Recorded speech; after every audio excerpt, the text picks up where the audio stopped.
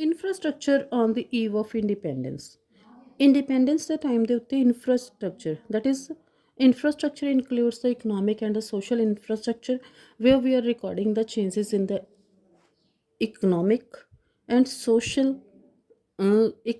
social resources of the society. Economic change means transport, communication, banking, power, energy, whereas social change includes growth of educational, health and housing facilities. ਜਿੱਦਾਂ ਦਾ ਜੇਕਰ ਇਹਦੇ ਵਿੱਚ ਜ਼ਿਆਦਾ development ਹੋਏਗੀ ਤਾਂ ਸਾਡਾ infrastructure ਬਹੁਤ ਗੁੱਡ ਹੋਏਗਾ, ਅਗਰ ਡਿਵੈਲਪਮੈਂਟ ਘੱਟ ਹੋਏਗੀ ਤਾਂ ਘੱਟ ਹੋਏਗਾ.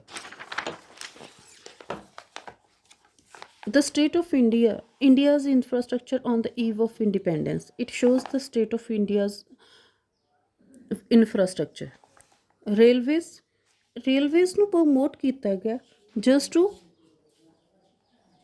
take the finished goods from the Britain to the interiors of the colonial India, ਜਦੋਂ ਅਸੀਂ ਉੱਥੇ ਤਾਂ ਕਿ ਉਹ ਆਪਣੀ ਮਾਰਕੀਟ ਸਾਈਜ਼ ਨੂੰ ਸਪਰੈਡ ਕਰ ਸਕਣ. ਸਿਰਫ ਉਹ ਫਿਨਿਸ਼ ਗੁੱਡਸ ਨੂੰ ਇੱਕ ਜਗ੍ਹਾ ਤੋਂ ਦੂਸਰੀ ਜਗ੍ਹਾ ਲੈ ਕੇ ਜਾਣ ਦੇ ਲਈ ਮੀਨਸ ਇੰਟੀਰੀਅਰਸ ਤੱਕ ਵਿਦਿਨ ਦ ਕੰਟਰੀ, ਕਿਉਂਕਿ ਪੋਰਟ ਤੱਕ ਆ ਜਾਂਦੇ ਸੀ, ਪੋਰਟ ਤੋਂ ਇੰਟੀਰੀਅਰਸ ਆਫ ਦ ਕੰਟਰੀ ਲੈ ਕੇ ਜਾਣ ਦੇ ਲਈ ਉਹਨਾਂ ਨੇ ਰੇਲਵੇਜ਼ ਨੂੰ ਡਿਵੈਲਪ ਕੀਤਾ ਵਿਚ ਔਰ ਉਹਦਾ ਏਮ ਕੀ ਸੀ, ਵਾਈਡਨਿੰਗ ਦਾ ਸਾਈਜ਼ ਆਫ ਦ ਮਾਰਕੀਟ, ਤਾਂ ਕਿ ਉਹ ਬ੍ਰਿਟਿਸ਼ਰ ਪ੍ਰੋਡਕਟਸ ਜਿਹੜੇ ਸੀਗੇ ਸਾਡੇ ਕੋਲ ਉਹਨਾਂ ਦੀ ਮਾਰਕੀਟ ਸਾਈਜ਼ ਨੂੰ ਵਾਈਡ ਕਰ ਸਕਣ.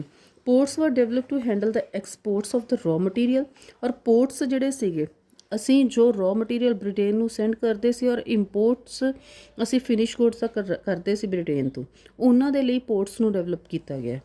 ਪੋਸਟ ਐਂਡ ਟੈਲੀਗ੍ਰਾਫ ਉਹਨੂੰ ਡਿਵੈਲਪ ਕੀਤਾ ਗਿਆ just to enhance the administrative efficiency.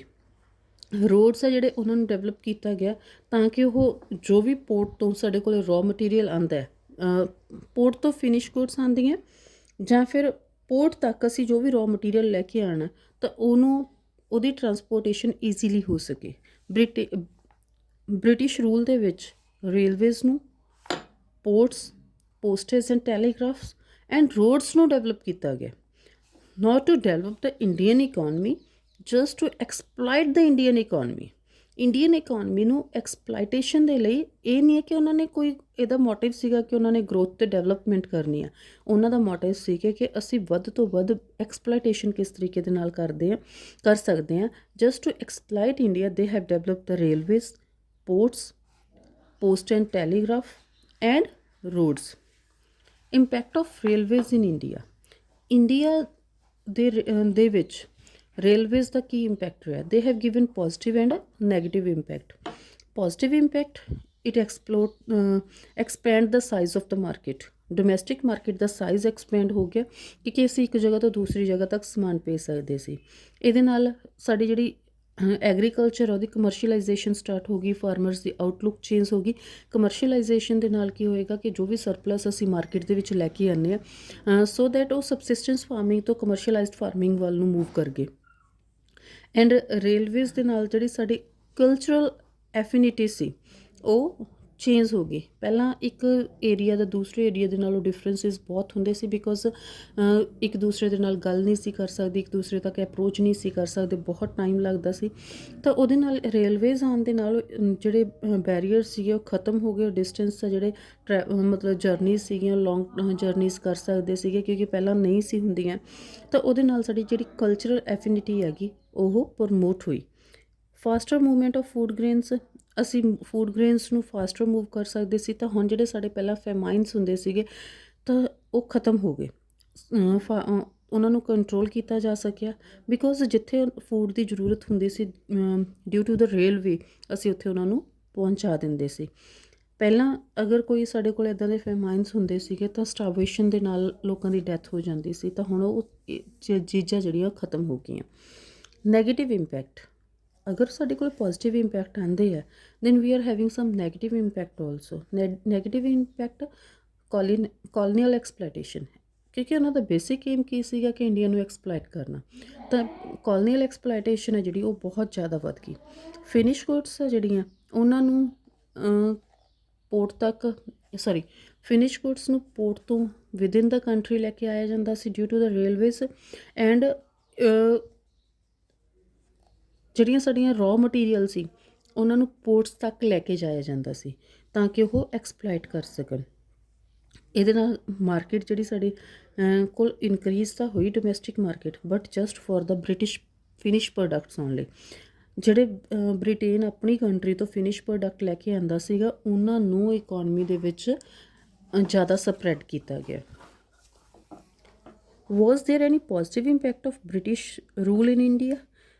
ਵੈਸੇ ਤਾਂ ਅਸੀਂ ਨੋ ਕਵਾਂਗੇ, but some positive impact they have shown here, ਕਿਉਂਕਿ ਉਹਨਾਂ ਦਾ ਮੇਨ ਮੋਟਿਵ ਕੀ ਸੀ? Just to exploit the India ਨੂੰ ਐਕਸਪਲੋਇਟ ਕਰਨ ਦਾ। ਉਹਨਾਂ ਦਾ ਫੋਕਸ ਇਹ ਨਹੀਂ ਸੀ ਕਿ ਅਸੀਂ ਇੰਡੀਅਨ ਇਕੋਨਮੀ ਨੂੰ ਡਿਵੈਲਪ ਕਰਨ ਆਏ ਹਾਂ, ਉਹਨਾਂ ਦਾ ਫੋਕਸ ਇਹ ਸੀ ਕਿ ਅਸੀਂ ਇੰਡੀਅਨ ਇਕੋਨਮੀ ਨੂੰ ਐਕਸਪਲੋਇਟ ਕਰਨ ਆਏ ਹਾਂ। ਬਟ ਉਹਦੇ ਨਾਲ some positive impact they have given to the India. British rule ਦੇ ਕੁਛ ਪੋਜ਼ੀਟਿਵ ਇੰਪੈਕਟਸ ਆਉਂਦੇ ਆ। First is commercial outlook of the farmers ਦੀ ਕਮਰਸ਼ੀਅਲ ਆਊਟਲੁੱਕ ਹੋ ਗਈ, ਬਿਕੋਜ਼ ਪਹਿਲਾਂ ਉਹ ਸਿਰਫ ਸਾਡੇ ਕੋਲ ਅਨਸਰਟੇਨਟੀਜ਼ ਹੁੰਦੀਆਂ ਸੀ ਮਾਰਕੀਟ ਦੇ ਵਿੱਚ, ਸਬਸਿਸਟੈਂਸ ਫਾਰਮਿੰਗ ਦੇ ਲਈ ਵਰਕ ਕਰਦੇ ਸੀ। Now they are working for the commercialization of the crops also.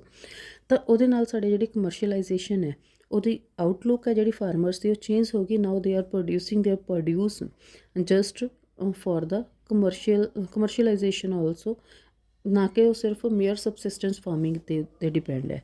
New opportunities of employment opportunities rise ਹੋ ਗਈਆਂ, ਬਿਕੋਜ਼ ਪਹਿਲਾਂ ਤਾਂ ਸਾਡੇ ਕੋਲ ਜਸਟ ਐਗਰੀਕਲਚਰ ਦੇ ਵਿੱਚ ਹੀ ਸੀ। Now they are moving toward the other parts of other sectors also, like secondary and tertiary sector, because of the economic and social growth. Control of famines ਨੂੰ ਕੰਟਰੋਲ ਕਰ ਲਿਆ ਗਿਆ। ਆਲਰੇਡੀ ਆਈ ਹੈਵ ਡਿਸਕਸ ਕਿ ਜਿੱਥੇ food grains ਨਹੀਂ ਸੀ available ਹੁੰਦੇ at the time of the famines, affected areas ਦੇ ਵਿੱਚ ਫੂਡ ਗ੍ਰੇਨਸ ਨੂੰ ਸਪਲਾਈ ਕਰ ਦਿੱਤਾ ਜਾਂਦਾ ਸੀ with the help of the railways. Monetary system of exchange. Earlier we were using the barter system of exchange, barter system where we are changing goods with the goods only, and we have shifted toward the monetary system of exchange, ਜਿੱਥੇ ਅਸੀਂ goods ਨੂੰ money ਦੇ ਨਾਲ exchange ਕਰਦੇ ਹਾਂ। ਔਰ ਉਹਦੇ ਨਾਲ ਸਾਡੇ ਕੋਲ ਜਿਹੜੀ ਲੇਬਰ ਦੀ ਡਿਵੀਜ਼ਨ ਕਰ ਸਕਦੇ ਹਾਂ, specialisation and large scale production, ਤਾਂ ਅਸੀਂ ਉਹਨਾਂ ਨੂੰ ਮੋਨੀਟਾਈਜ਼ ਕਰਨਾ ਸ਼ੁਰੂ ਕਰ ਦਿੱਤਾ ਰਿਸੋਰਸਿਸ ਨੂੰ। Efficient system of administration, because British government was having the efficient system of administration, ਉਹਨਾਂ ਦਾ ਜਿਹੜਾ ਸਿਸਟਮ ਬਹੁਤ ਗੁੱਡ ਸੀ।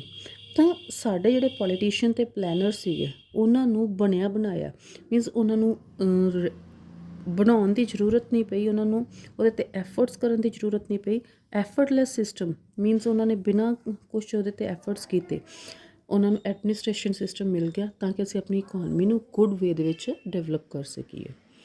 Thank you.